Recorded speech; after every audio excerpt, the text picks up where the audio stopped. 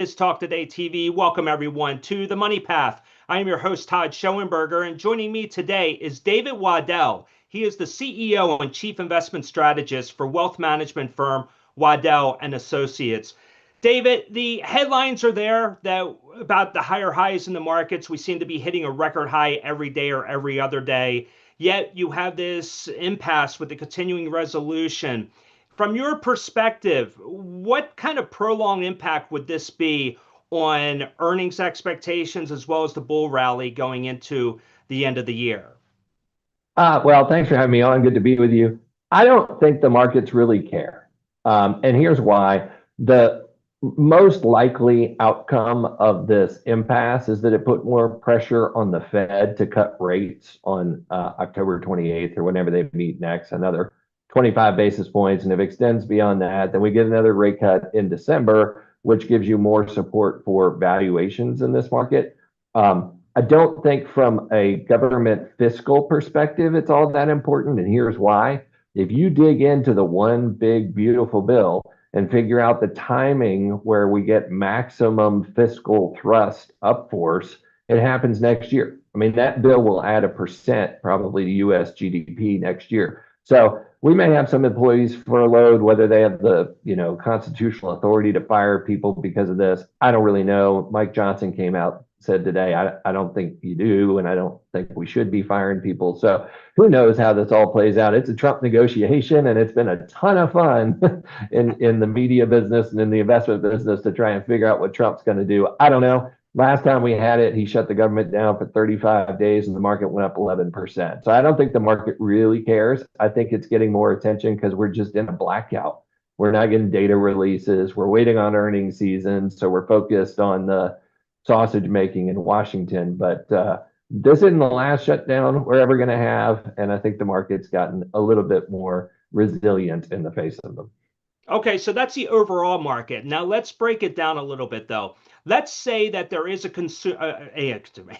continuing resolution passage, but the Obamacare subsidies are pulled from it. What kind of an impact or downstream impact would that be on, say, corporate revenues and consumer spending, but on specific sectors such as, say, healthcare and insurance?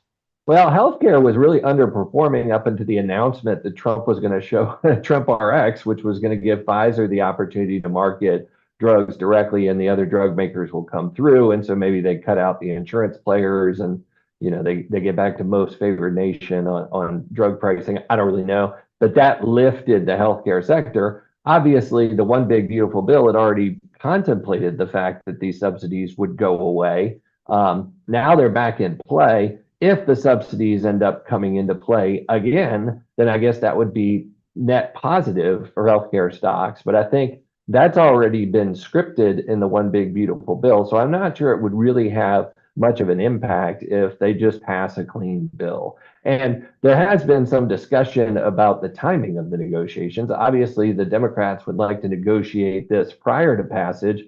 The Republicans have said, but we'll negotiate with you after the passage because it doesn't really expire until the end of the year. Who kind of knows? But I do think the pressure that's been put on healthcare from obviously changes at the top in the healthcare administration, but also from the reductions in healthcare subsidies has been impactful within healthcare stocks. And they got some relief from Trump RX.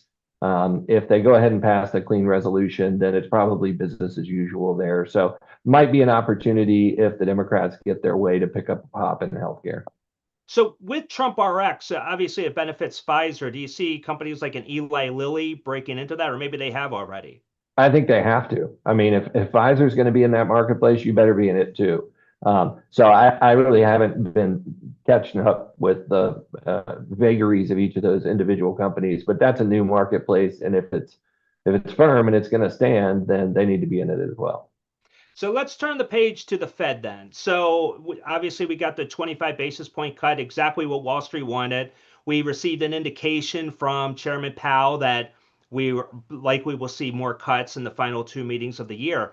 But with the shutdown, we're not getting those key data points. And the Fed, as you know, likes to say that they're data dependent. What happens at the next meeting if the government doesn't reopen? Well, we'll get some of the FOMC minutes, today, I think, to get a little bit better read on body language. But there are private sector, employment reports coming out, and they've come out and sort of reflected the employment market is soft. The labor market's really squirrely right now because we've got a reduction in labor demand from AI and maybe softening economics, although I don't really see that. And then we've got, a reduction in supply because we've closed the border. So we're used to seeing 150,000, job gains a month just to keep unemployment level. And now that number is down to 30 or 40. So you've got optics around it. And I do think companies are saying, let's delay hiring a little bit and let's see what we can squeeze out of this new technology. And I think we're at the early innings of that. So if the Fed is calibrated to cutting rates because the labor market is soft, and the reality is the labor market's not soft, we're just hiring virtual workers instead of actual workers, then it really means that the Fed needs to kind of update their modeling. But rate cuts to support a labor market is good for me as an investor. And I do think that'll happen. And if it doesn't happen, then, Trump goes back to firing everybody and there'll be a new Fed chair early next year. And so these rates are going probably 1% lower from here by mid-year next year, despite what happens with the data, just because that's what Trump wants. And as we noted, Trump sort of gets what he wants. Yeah, that's for sure. So with that, then, if you're forecasting 1% lower, then I would imagine that would help the 10-year, therefore mortgage rates as well. Are you a buyer at this time in the real estate sector? I think the real estate sector has got some headwinds in it. I mean, if you look at Schiller year over year, housing prices have come down. There's a lot of supply in the marketplace. We don't get as granular as picking home building stocks, for instance. And although the Fed is cutting rates at the short end, it doesn't necessarily mean they're going down at the long end, although they've petered down some. And I think they've petered down some, not necessarily because of rate cuts, but because people recognize that AI is disinflationary. There was a lot of conversation on the wire yesterday about AI bots being your shopping agents in Chat GPT. I have to go on a trip and I have to go to Scotland. I don't know anything appropriate for that. So I went to Chat GPT and I said, hey, I need to buy some stuff to do this shooting expedition at Scotland. And I said, where's the cheapest place to find it? And it did. Wow. The next iteration is that it'll do the shopping itself and send you a bill, right? So that's disinflationary, and it's disinflationary in the workforce. If I'm hiring an AI agent rather than an individual, it's disinflationary out in consumer land if they're doing the, find me the best deal shopping for you. And so I think AI is disinflationary, and I think that's what people underestimate about this. And if you look at longer term inflation expectations, they're kind of trimming down.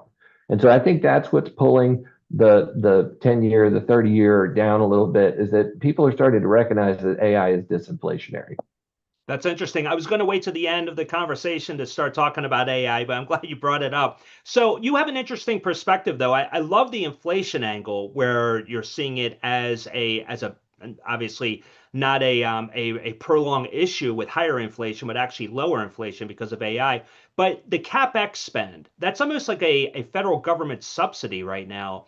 I mean, what are your wealth management clients asking you? I mean, are they saying, is now the time to get into these AI companies, or are you waiting for a sell-off or an entry point? I mean, maybe tell the audience.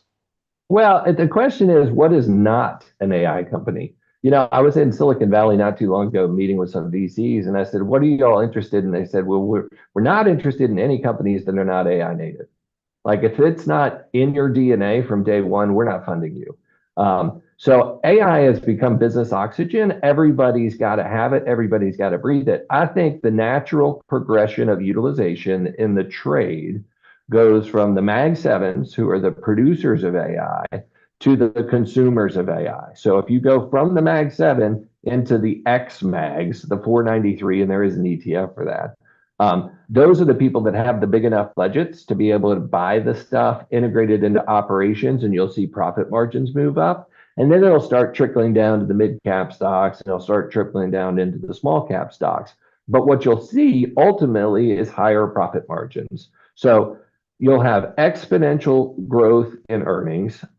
You'll have a disinflationary environment, and you'll have a boost to GDP growth, obviously, because the payoff from the CAPEX, which is like 50% of all the CAPEX in the country right now, gets realized. So I think the chatter around a bubble, is healthy right now because I think people should apply some skepticism to it. But I don't think the AI trade is only sequestered within technology. I think it spreads everywhere. I think it goes into the industrials and the logistics companies. I mean, margin expansion is what this technology is all about. If AI is untrue, you'll see no margin expansion. If AI is true, you will see dramatic margin expansion. I think it's the latter. And in fact, I've been thinking a lot about the exponential impacts of all of this to the point where you'll hear it here first.